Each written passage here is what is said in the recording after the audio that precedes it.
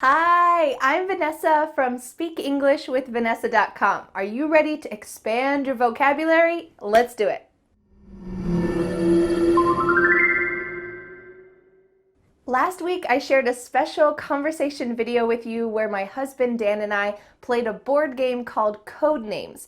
Throughout this game, you learned some new vocabulary, but we didn't really explain the vocabulary as we were playing the game. We were just playing the game naturally. So today, I'd like to take 20 of those vocabulary words and explain them in detail, give you some examples, and help you to integrate them into your own conversations. As I was creating this lesson for you, I realized that most of these expressions we used in the Codenames board game video were phrasal verbs. I guess phrasal verbs are commonly used, of course, in daily conversation, but especially in games. So I hope that this will help to expand your phrasal verb vocabulary and help you feel comfortable. All right, let's get started with the first expression. Number one, to pick up. There are a lot of different meanings for this phrasal verb to pick up. In fact, there are several meanings for all of the expressions that we're going to talk about today, but I'd like to focus on specifically how it was used in the conversation. And this means to learn something naturally without studying. This could be in a good way or it could be in a bad way. So let me give you some sample sentences. In the conversation lesson, I said, "You'll pick it up." That means that you'll learn naturally without studying. Dan was trying to explain some of the rules of the board game, and I said, you'll pick it up. That means you'll learn the rules as we are playing without studying them. This is in a positive way. You want to be able to pick up new ideas in English, new expressions. When you're listening to my videos or when you're listening to the radio, you'll probably pick up new expressions. You didn't study them, you just simply learned them naturally. This is positive, but we could also use this in a more negative way. My 5-year-old daughter picked up some bad habits when she visited our neighbor's house. That means that maybe our neighbors were using some bad words, or they were fighting with each other. Well, these are bad habits. So she picked up the bad habits when she visited the neighbor's house. This is a negative thing. You don't want to naturally learn bad behavior, but it happens. So what we're going to do with each of these expressions is you're about to see a clip from the original conversation where we used the expressions. You're going to see Dan and I having that board game conversation, and I hope that it will help you to just see how they're used in the original context. All right, let's watch the clip. Give each other a one-word hint to guess the right word or the word we're trying to think of. Yeah, you'll and pick it actually up. give each other a one-word hint to guess the right word or the word we're trying to think of. Yeah, you'll pick it up. Number two, to be a stretch. You might know that stretching is the kind of exercise that you do before you go running. You need to stretch your muscles. This expression, though, is a little bit different, but it has a similar idea. This means that it's far from reality. We used this expression a lot in the conversation lesson. We were specifically talking about connecting words together, and sometimes the words didn't exactly connect so easily. So we said some words are a stretch.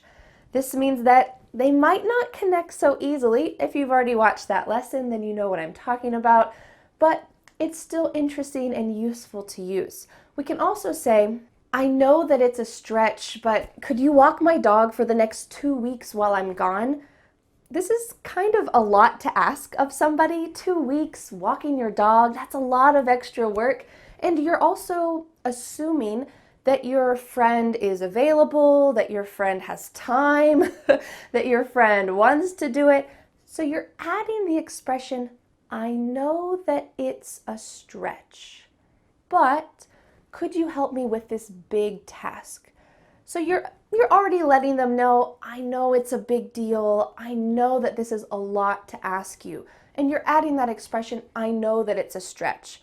Or if you have a business meeting and your boss says, okay, I need all of the reports finished by 3 o'clock. Well, if there's a lot to do, you might say, well, It's gonna be a stretch to finish the reports by 3 o'clock. It's gonna be kind of far from reality. It's gonna be pretty difficult. It's not impossible, but it's a little difficult. It's gonna be a stretch to finish the reports by 3 o'clock. All right, let's see the original clips so you can see how to use to be a stretch. There are 3 cards here on the table that relate to that word. Some of them might be closely related, some of them might be a stretch. There are 3 cards here on the table that relate to that word. Some of them might be closely related, some of them might be a stretch. The next expression is to mark off. This is another phrasal verb, and it means you're noting something as completed. It's the same as to check off something. You are marking it off. So let's take a look at some sample sentences. In the conversation, I said, I'm going to mark it off. And that means that I had a list of words and I'm simply going to check that word or cross it off. As you can see, there are a lot of phrasal verbs that have a similar meaning: to mark off something, to check off something, to cross off something. And this means that I'm just noting this word is finished. This word is completed. You can also say, I feel satisfied when I mark off items from my to-do list. If you're the kind of person who likes to make lists in the morning of every day, you say, today, these are the 3 things I want to accomplish. Well, at the end of the day, hopefully you will be able to mark off, I did this, I did this, I did this. You'll be able to mark them off and you'll feel satisfied because you accomplished what you wanted to accomplish. All right, let's watch the clips so you can see how to use this. So that means that this word is finished. All right, I'm gonna mark it off on my paper. So that means that this word is finished. All right, I'm gonna mark it off on my paper. The next expression is to give away. There are a couple different ways to use this expression, but in the conversation, we were talking about revealing a surprise. So I said, I can't give it away. When you are the person who is giving a clue to someone else in this game, you can't give away what the answer is. You need to keep it a secret. You can't reveal the secret. I can't give it away. I need to keep it a secret. Or you might say, it was amazing that none of my students gave away the Christmas surprise. So many years ago, when Dan and I were teaching English to elementary school kids in Korea, for Christmas, I wanted to give him a special Christmas present. And so I went to all of his students, and each student said something special to him. A lot of them said, oh, you're so kind, teacher. Oh, you're so funny. I love your class. Just a little comment like this. And I filmed all of them. There were probably 50, 60, 70 students. Usually kids aren't good at keeping secrets, but do you know what? I couldn't believe that none of the students gave it away. So when I actually gave him that video as a Christmas present, he had no idea. I was pretty shocked because I thought that for sure one of the students will say, Teacher Daniel, we filmed a video for you. But no, everyone kept their mouth shut. No one gave it away. So this is a great way to use this expression to give away something, another phrasal verb. All right, let's watch the video so you can see how to use this in its original context. Well, cheese comes in a wheel. You call it a cheese wheel. Mm-hmm. You call it a cheese wheel. Don't make me make a facial expression. I can't give it away. Wheel. Well, cheese comes in a wheel. You call it a cheese wheel. Mm-hmm. You call it a cheese wheel. Don't make me make a facial expression. I can't give it away. Wheel. The next expression, another phrasal verb, is to clash with something. And this means that it doesn't go with or it goes against something. So in the conversation, I said, it's not going to clash with the other words. I wanted to make sure that my word, my hint or my clue, it went well with the other words. So I used the expression to clash with. It didn't clash with the other words. Let's take a look at another example. The green striped shirt and the yellow polka dotted pants clashed with each other. So this means they don't look good together. If you wore those two things together, it would look a little bit strange. So we can say in this situation, they don't go well together, they clash with each other. All right, let's take a look at how this is used in the original conversation. Another hint. Another I have hint. another hint ready. Okay. Let me make sure that it's not going to clash with any of the other words. Another hint. Another I have hint. another hint ready. Okay. Let me make sure that it's not going to clash with any of the other words. The next expression, the next phrasal verb, is to start out with.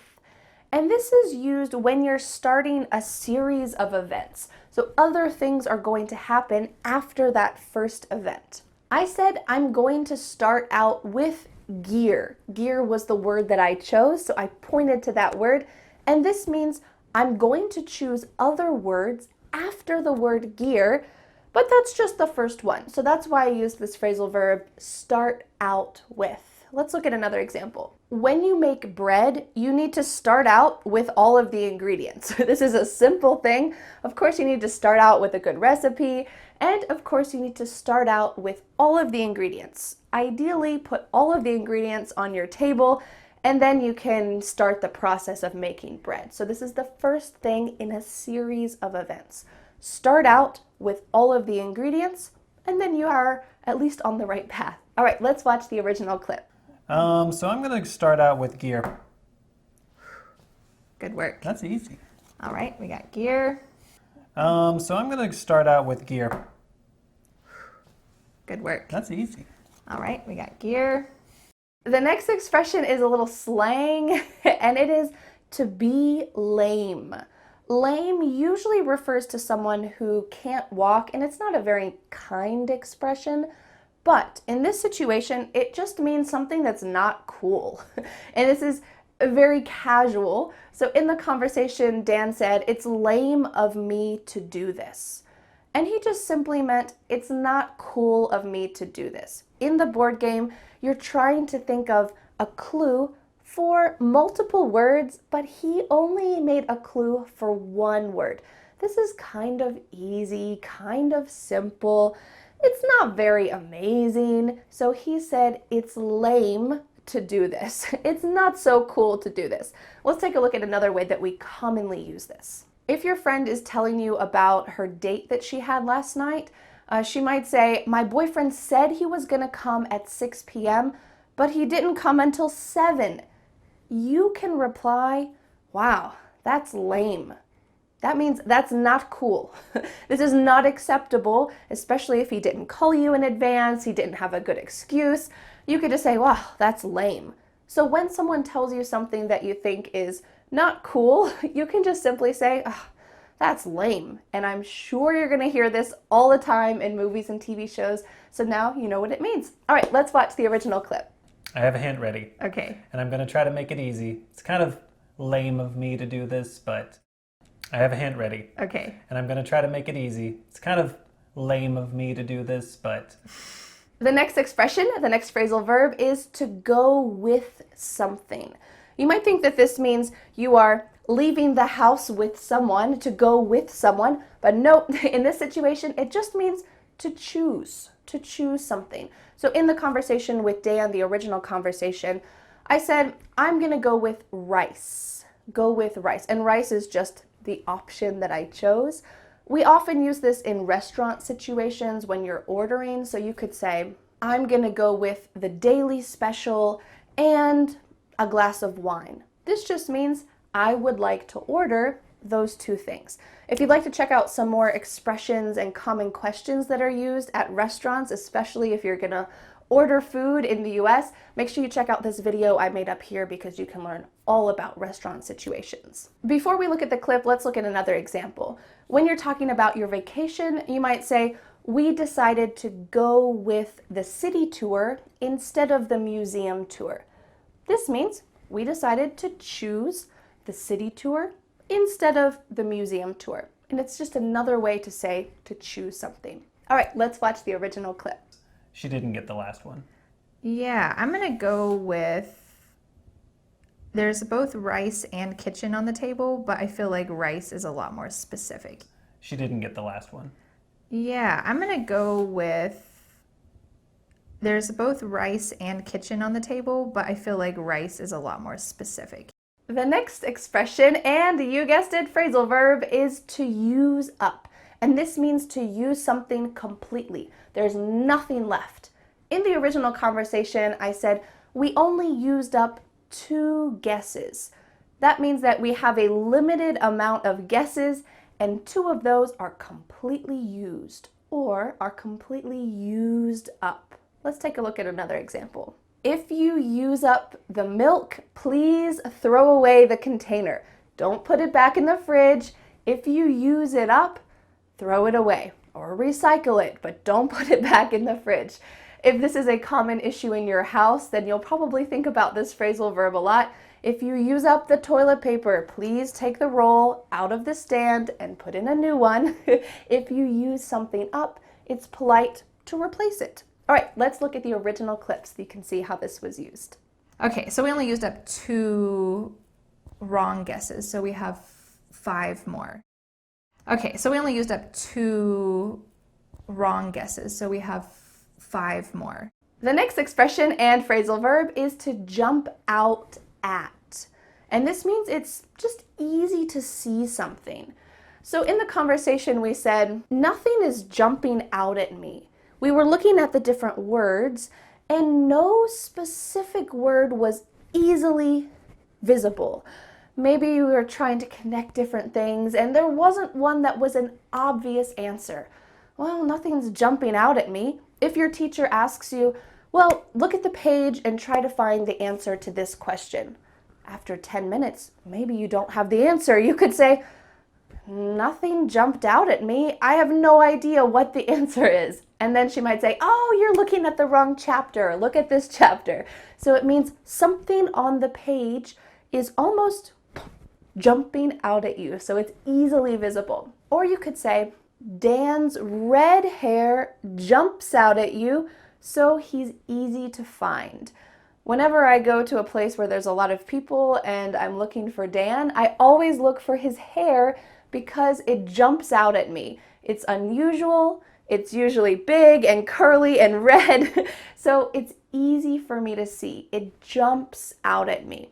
All right, let's take a look at the original clip from the conversation. Nature's such a broad word, but I chose it. Oh, all right. Well, nothing's seriously jumping out at me except for butterfly. Nature's such a broad word, but I chose it. Oh, all right. Well, nothing's seriously jumping out at me except for butterfly. The next expression is not a phrasal verb. It is Hail Mary. This means a final, desperate attempt to do something. It might seem like this has some Catholic origins because we're talking about Mary, the mother of Jesus, and there are some Catholic beginnings to this expression, but the main reason that we use this expression is because of American football, where we throw the ball. We don't kick the ball, we throw the ball. And in this situation, it's when you're about to lose the game. You have no other options, so one of the players throws the ball almost blindly at the other end of the field, hoping someone please catch it because we only have 10 seconds left in the game, we're gonna lose. That's called a Hail Mary pass. I never thought that I'd be explaining sports or American football on this channel, but it's really related to this expression. So we often integrate this into just other situations in life. Dan said, you get a Hail Mary guess. That means at the end of the game, you're about to lose, you don't know what you're gonna do. Well, in the rules of the game, you get one final desperate attempt. This is one final guess, and if you get it, you could win. If you don't, you're definitely gonna lose. So it's kind of a desperate attempt, a Hail Mary guess. Let's take a look at another example. After she broke up with him, he sent her flowers and chocolate and a love note as a Hail Mary attempt to win her back. So in this situation, she has already broken up with him. Their relationship is finished. But he wants one final desperate attempt. Please don't break up with me.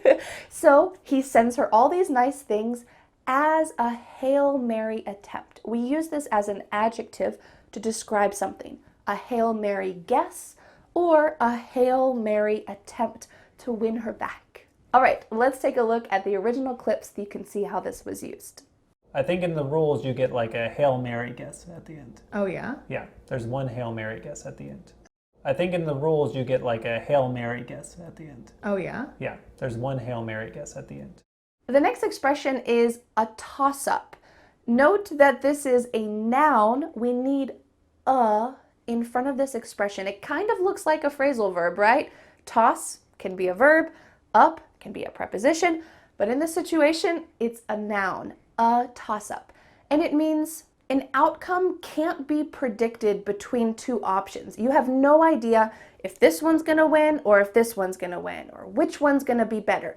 It is unpredictable which one is going to be chosen. All right, let's look at some examples. In the original conversation, we said it's a toss-up between earth and fog. I think my original clue was nature, and Dan was trying to guess which word is related to nature, earth or fog.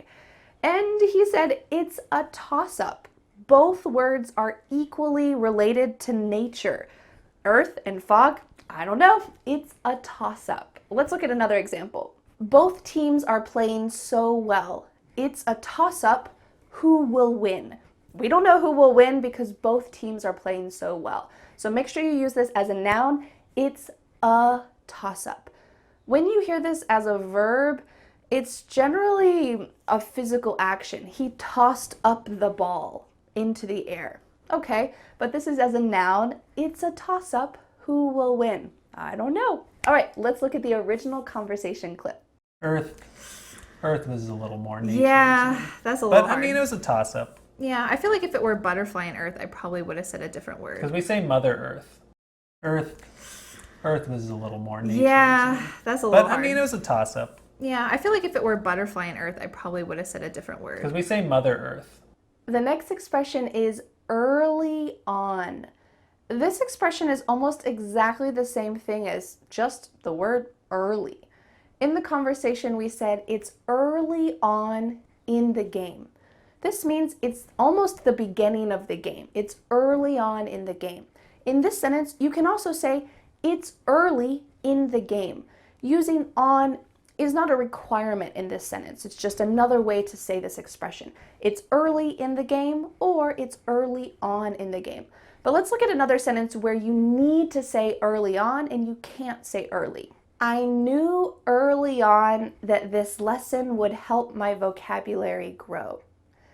In this situation, we're talking about at the beginning, when you first clicked on this video, you realized early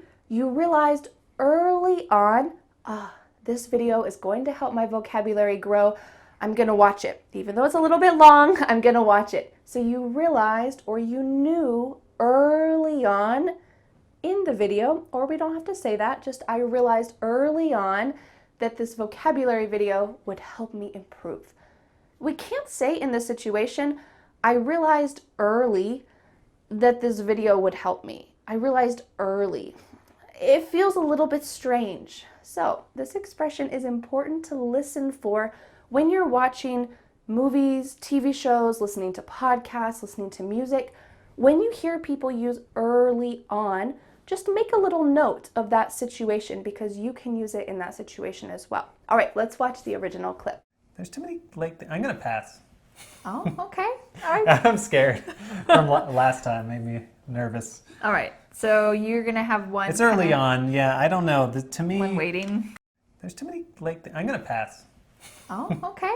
All right. I'm scared.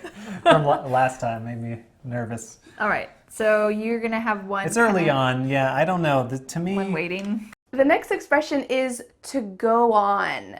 This is another phrasal verb and it simply means to happen, but there is another layer to this phrasal verb. It's usually when something dramatic is happening, or you kind of expect that maybe something dramatic is happening. So let's take a look at some examples. I said they have fist fights going on. Fist fights means you're punching someone. This is pretty dramatic, right? It's not just a conversation, it's something dramatic. So I was talking about Gangsters or the mafia or these different violent groups have fist fights going on. Or we could say, go outside and find out what's going on. In this situation, you don't know anything about this context, except because I chose to use the phrasal verb to go on, you can assume that maybe there's a lot of loud noise, maybe there was a big crash, maybe there's a lot of people outside and that's unusual. Something that you suspect to be dramatic is happening. Go outside and find out what's going on. Hopefully it's going to be a safe situation, but you never know. Just find out what is this unusual, dramatic thing that's happening. All right, let's take a look at the original clip so you can see how it was used. What else punches? Gangsters maybe punch. They got some fist fights going on. What else punches? Gangsters maybe punch. They got some fist fights going on. The next expression is a fun idiom, and it's by the seat of your pants. Let me tell you a little bit about the origins of this expression. So it means that you're doing something without a plan, but why in the world is it by the seat of your pants? So generally this expression is used in its full form to fly by the seat of your pants. And this refers back to a time at the beginning of aviation when pilots didn't really have a lot of technology to help them fly correctly. They often had to just use their own intuition. Maybe they had to look out the window. Maybe they had to just kind of follow their heart. So they were doing something without a plan. They didn't have maybe a tower, a control tower, telling them where to go. This is the early stages of aviation. So they said that pilots had to fly by the seat of their pants. They didn't have a plan. They just had to go for it and hope that it was okay. So we've kind of brought this expression into modern times to simply mean that I don't have a plan. I'm doing it by the seat of my pants. So let's look at some examples. Dan said, frogs live by the seat of their pants. This is kind of a weird way to use this, but it's kind of true, right? Frogs don't have a plan. They just live however they want to live. They just go on each day, each moment without a plan. So they live by the seat of their pants. He could have also said frogs just kind of fly by the seat of their pants. And that would mean the same thing. It doesn't mean they're flying in the sky. It just means that they go through life without a plan. Let's look at another example. I totally forgot about my presentation, so I just flew, which is the past tense, I just flew by the seat of my pants. When you got in front of the class, you realized I have nothing prepared. I totally forgot about this. Well, you know what you have to do? You have to fly by the seat of your pants. You just have to go for it and hope that it turns out well. So you could say, I flew by the seat of my pants. Kind of funny expression, right? But when you hear it, now you'll know, it means this person was not prepared, didn't have a plan, and it's a lovely one to integrate into your own conversations. All right, let's watch the original clip. Frogs, I'd say they kind of just live by the seat of their pants. They're not really making routines. Frogs, I'd say they kind of just live by the seat of their pants. They're not really making routines. The next expression is to be hit or miss. You can imagine a target. If you hit the target, great, you have succeeded. But if you miss the target, you failed. So here we're talking about just unpredictable results. To be hit or miss. You don't know if you're going to hit it. You don't know if you're going to miss it. But we don't really use this with a target per se. We use it in other situations. So let's look at some examples. Dan said, our knowledge is very hit or miss. In the game that we were playing, we really needed to know each other and to guess each other's minds. Sometimes we knew immediately. Great, that was hit. But sometimes, as you'll see if you haven't watched that video, it was completely miss. So we were not on the same page. We just didn't understand what each other were thinking. So we could say our knowledge was hit or miss. Let's look at another example. The singer's new songs are really hit or miss. Some are amazing and some are just okay.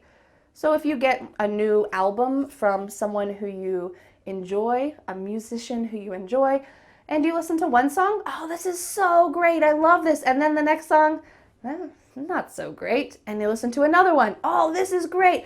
And another one, not so great. Well, this could be a great time to use this expression. The new songs are hit or miss. Some of them are great, some of them are not. All right, let's watch the original clip so you can see how to use this. How well do we know each other's brain? It's very hit or miss. How well do we know each other's brain? It's very hit or miss. The next expression is another wonderful idiom, and it's on the back burner. On your oven, on the stove top, at least in the US, there's generally 4 burners. 2 are in the front and 2 are in the back. The ones in the front you probably use more often, and the ones in the back you don't use as often, they're a little further away. So this expression kind of uses that idea. It means that something is postponed or it's just a low priority. It's on the back burner. In the conversation with Dan, I said, I'll keep it on the back burner. That means that I'll kind of postpone this. It's not my top priority right now, but I'll still remember it. I'm not going to completely forget that I have it on this figurative stovetop, but it's just not my top priority right now. We can often use this in negative situations, especially related to people. So you might say, he always chooses to watch soccer, so his girlfriend feels like she is on the back burner. This means soccer is his priority and spending time with her is not a priority. It's a low priority. This might not be true in his mind, but she feels like she is on the back burner. So if you personally feel like you have been pushed to the back burner, this means that you are not someone's priority. It's a negative feeling, right? You want to be a priority, especially to the people you care about. So you might use this in a conversation with someone to say, I feel like I've been on the back burner recently. We really need to spend more quality time together. Or you could just use this for an idea. Let's put that idea on the back burner and let's focus on this other project first. In that situation, it's not negative. It just means it's not our top priority. Let's postpone it and then we'll get to it later. All right, let's see how this was used in the original conversation clip. I think we're doing fine. I'm still going to pass for now. You're going to pass? Okay, so you still got that sitting on the back burner? Yeah, it's on the back burner. All right. If I can remember. I think we're doing fine. I'm still going to pass for now. You're going to pass? Okay, so you still got that sitting on the back burner? Yeah, it's on the back burner. All right. If I can remember. The next expression is to be clear cut. And this means it is completely free from doubt. If you cut something with scissors, well, it's not very easy to put that back together. There is an obvious line on one side is something, on the other is another. It is free from doubt which side is on which side. So let's take a look at some examples. In the conversation, I said, that's a pretty clear-cut no. That means that there's no doubt. The answer is no. It's a clear-cut no. There's not any hesitation. I'm not thinking, maybe it's true, maybe it's not. Nope. It is a clear-cut no. Let's look at another example. This is true for my life. From an early age, it was clear-cut that I wouldn't become an engineer. My dad's an engineer, but from an early age, I wasn't showing signs that I was really gifted or interested in math and science, the things that you really need to know a lot about if you're going to be an engineer. So from an early age, or we could say early on, it was obvious that I wasn't going to be an engineer, or it was clear cut that I wouldn't be an engineer. All right, let's take a look at the original conversation. Probably didn't wear a bikini. Just saying. I don't think so. I think you know enough about him to say that's a pretty clear-cut no. Probably didn't wear a bikini. Just saying. I don't think so. I think you know enough about him to say that's a pretty clear-cut no. The next expression and phrasal verb is to throw off. And this means to confuse someone or something. We could say, that word is throwing me off.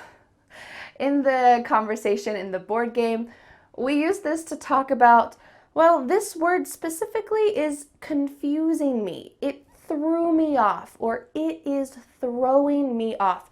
We can imagine here that you're, let's say, walking or trying to balance on a railroad track. Well, you're going in one direction, but if you get thrown off, then you're not on the same path, and it's kind of the same idea as being figuratively lost or confused. That word is throwing me off. I was on a path, and then I saw that word, and now I'm not so certain. The answer's not clear-cut anymore. I felt thrown off. It's a little bit difficult to explain how this was used in the conversation if you haven't seen the conversation yet, so let's look at another example. The robber threw off the police by putting on a disguise. Maybe he put on some long hair and some different clothes. Well, in this situation, he's confusing the police by putting on a disguise. He is throwing off the police. So the police are on a path. They're going to find the robber. They're going to find the criminal. And then all of a sudden, they look around and there's no more clues. Where did he go? He just vanished. Well, we could say the robber threw off the police. That means because of his actions, because he put on a disguise, they're not on the right path anymore. They don't know where they're going. They're confused. He threw them off. This is a wonderful phrasal verb that you can use in a lot of situations. All right, let's take a look at the original clip. Yeah, bases. Bases. Something about that word just throwing me off. Yeah, bases. Bases. Something about that word just throwing me off. The next and final expression is a wonderful idiom, to go over your head. This doesn't mean that an airplane is flying over your head. This just means that you don't understand some kind of complex idea. It just went over your head. Let's take a look at some examples. All the hints are going over my head.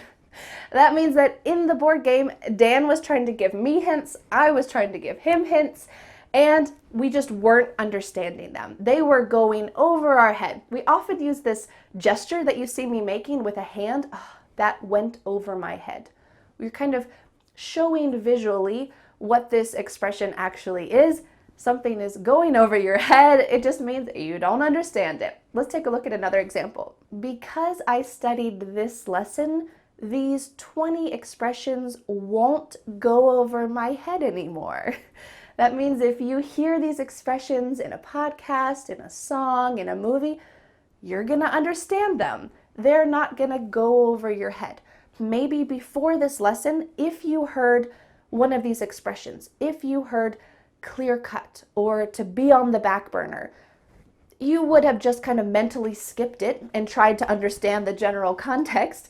But now these expressions won't go over your head because you're gonna understand them.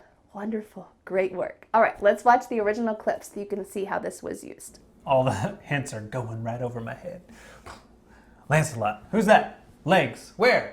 What was the other one? Bases. Bases. That did not go over your head. All the hints are going right over my head.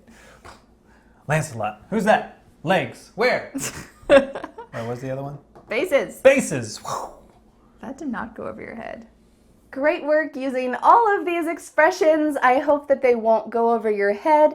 I hope that you'll be able to add them into your vocabulary. Congratulations for your hard work. Now I have a question for you. I want to know, when something is used up in your house, do you get rid of it or do you just leave it there? Do you know anyone who just leaves it there, like the toilet paper roll or the milk jug? What do you do when you use up something in your house? Thank you so much for learning English with me, and I'll see you again next Friday for a new lesson here on my YouTube channel. Bye! The next step is to download my free ebook, 5 Steps to Becoming a Confident English Speaker. You'll learn what you need to do to speak confidently and fluently. Don't forget to subscribe to my YouTube channel for more free lessons. Thanks so much. Bye!